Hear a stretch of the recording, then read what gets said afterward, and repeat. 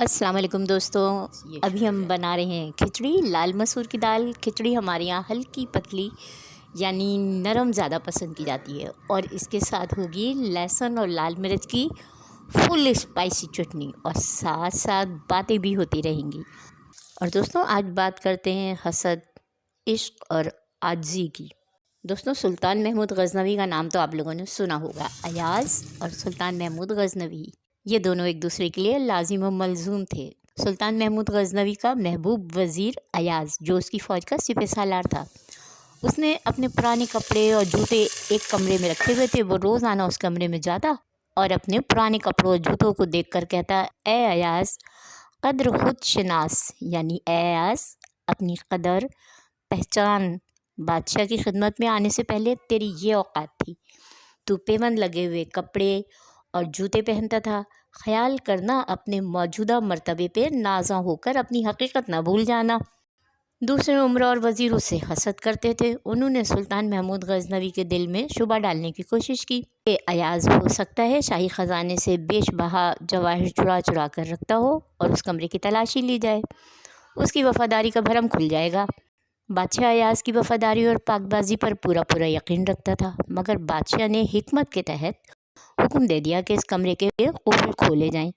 بادشاہ کو حکم پاتے ہی حاسدین نے قفل توڑا اور یوں اندر داخل ہوئے جیسے چھاچھ سے بھرے ہوئے گہرے برتن میں مکھی مچھر گھس جاتے ہیں۔ انہوں نے کوٹری کا چپا چھان مارا، سوائے بوسیدہ کپڑوں اور جوتوں کے کچھ نہ ملا۔ آپس میں کہنے لگے، ایاز بہت چالاک ہے، ضرور اس نے زر و جواہر دفن کر رکھے ہوں گے۔ انہوں نے کدالیں اور پھاوڑے لے کر سارے کمرے کا فرش کھود ڈالا، مگر کچھ ہاتھ نہ آیا۔ پھر جھنجلا کے کوٹری کی دیواریں توڑنے لگے کہ شاید وہ خزانہ اینٹوں کے اندر چھپا ہو۔ ہر اینٹ سے لاحول کی آواز آنے لگی۔ آخر ندامت اور پریشانی کا پسینہ ان کی پیشانیوں سے بہبے کے چہرے پہ آنے لگا۔ اس بےہودہ کارروائی کے بعد انہیں یہ خوف دامنگیر ہوا کہ بادشاہ کو کیا جواب دیں گے۔ آخر مایوس ہو کر بادشاہ کی خدمت میں حاضر ہوئے۔ بادشاہ نے پوچھا، تم نے یہ کیا حال بنا رکھا ہے، اور وہ مال و دولت کہاں ہے جو تم ایاز کے کمرے سے لوٹ کر لائے ہو؟ بادشاہ کے ان کلمات کو سن کے سارے حاسدین بادشاہ کے قدموں میں گر پڑے۔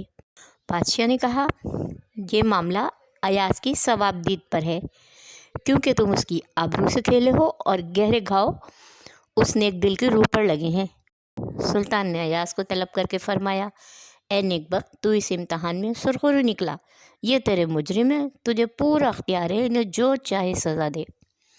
ایاز عرض کرنے لگا، اے بادشاہ، حکمرانی آپ کو زیبا ہے۔ جب آفتاب اپنا رخ روشن دکھاتا ہے تب ستارے نابود ہو جاتے ہیں۔ سلطان ایاز سے کہنے لگا، یہ تو بتاؤ، تم ہر روز اس کمرے میں اکیلے داخل ہو کر کیا کرتے ہو؟ اس بھید سے ہمیں بھی آگاہ کرو۔ تجھے ان پرانے کپڑوں اور بوسیدہ جوتوں سے کیا وابستگی ہے؟ تم کیوں ان کے سحر عشق میں گرفتار ہو؟ انہیں مخاطب کر کے باتیں کرتے ہو، انہیں کوٹری میں چھپا رکھا ہے۔ کیا وہ قمیص حضرت یوسف علیہ السلام کا پیراہن ہے، اور وہ جوتے کس عظیم ہستی کے ہیں جنہیں تو چھاتی سے لگاتا ہے؟ یہ کیا جنون اور حماقت ہے؟ ایاز کی آنکھوں سے آنسو جاری ہو گئے۔ عرض کرنے لگا، اے بادشاہ زیجا، میرا موجودہ مرتبہ آپ ہی کے لطف و کرم کا مرہون منت ہے، ورنہ میں تو حقیقت میں ایک مسکین و بے نوا آدمی ہوں، اور یہی پرانے کپڑے اور جوتے پہننے کے لائق ہوں۔ یہ میری غریبی کے دنوں کی یادگار ہیں۔ ان کی حفاظت کرنے سے میری غرض یہ ہے کہ اپنے بلند منصب اور شان پر مغرور ہو کر کہیں اپنی حقیقت نہ بھول جاؤں۔ اصل میں ان کی حفاظت نہیں کرتا، اپنی اصلیت کی ذات کی حفاظت کرتا ہوں۔